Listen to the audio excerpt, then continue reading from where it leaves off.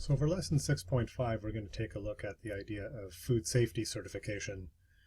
So what we're looking at here is like food safety training. And what this does is really increases your awareness of food safety issues and how to address them.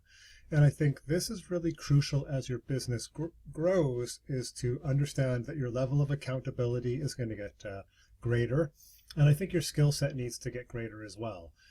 As you bring on different clientele, you might find that some of these things are often required in order to sell to certain businesses, like grocers, for example. It's going to be required in many cases for selling across borders, and what it really does is professionalizes your business a lot. So in BC, we've got something here called Food Safe, and I know there's different versions of this all over the place, and everybody on our staff does that. So everybody does food safe training. This stuff is based around working in the kitchen, but still gives you some very good general principles about how to handle foodstuffs.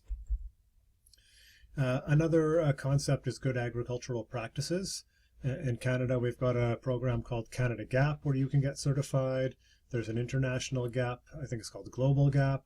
There's different programs there. And once again, it's just kind of making sure you're following best practices for handling and producing your food.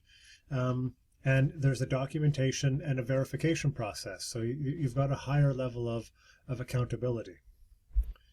And then there's hazardous analysis and critical control points, which I just referenced. And so this, again, is a process which helps you identify the points in your process, in your production, that are likely to be sources of contamination, and then developing plans to address them and control them. So this just stays on this theme of demonstrating competence and using these programs. Part of it is just writing them, documenting them, and using them to demonstrate the effectiveness of what you're doing.